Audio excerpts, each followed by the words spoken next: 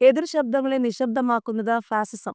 ചട്ടക്കൂടിൽ ഒതുങ്ങാതെ അഭിപ്രായം പറയാനാകണം കോൺഗ്രസ് വേദിയിൽ പ്രേംകുമാർ. അതിരുകളില്ലാത്ത ആവിഷ്കാര സ്വാതന്ത്ര്യം ഉണ്ടാകണമെന്നും ഒരു ചട്ടക്കൂടിൽ ഒതുങ്ങാതെ അഭിപ്രായം പറയാനാകണമെന്നും നടൻ പ്രേംകുമാർ. KPCC സംസ്കാര സമിതി സംഘടിപ്പിച്ച പരിപാടിയിൽ മുഖ്യാതിഥിയായി പങ്കെടുക്കുകയാണ് പ്രേംകുമാർ. അതിരുകളില്ലാത്ത ആവിഷ്കാര സ്വാതന്ത്ര്യം വേണമെന്ന് പറഞ്ഞത്. CPM-മായി ഇടഞ്ഞ ശേഷം കോൺഗ്രസുമായി അടുക്കുന്ന പ്രേംകുമാർ പങ്കെടുത്ത ആദ്യ പരിപാടിയായിരുന്നു കോട്ടയത്തേത്. എതിർ ശബ്ദങ്ങളെ നിശബ്ദമാക്കുന്നത് ഫാസിസത്തിന്റെ സ്വഭാവമാണ്. മനുഷ്യ സ്വാതന്ത്ര്യത്തിനുമേൽ കടന്നുകയറ്റം നടത്തുന്നത് എല്ലാം ഫാസിസമാണ്. ഒന്നിച്ചു നിൽക്കുന്ന മനുഷ്യ സമൂഹത്തെ ഭിന്നിപ്പിക്കാൻ ചില ശക്തികളുടെ ശ്രമമെന്നും പ്രേംകുമാർ പറഞ്ഞു. ജനാധിപത്യം എന്ന അപകടകരമായ അവസ്ഥയിലാണെന്നും രാഷ്ട്രീയ ഭൂരിപക്ഷം മാറി വർഗീയ ഭൂരിപക്ഷമായി മാറുന്നതാണ് ജനാധിപത്യം നേരിടാൻ പോകുന്ന അപജയമെന്ന് അംബേദ്കർ പറഞ്ഞിട്ടുണ്ടെന്നും പ്രേംകുമാർ ചൂണ്ടിക്കാട്ടി. വർഗീയ ഭൂരിപക്ഷം രൂപപ്പെട്ടാൽ മാറ്റാൻ വലിയ ബുദ്ധിമുട്ടാണ്.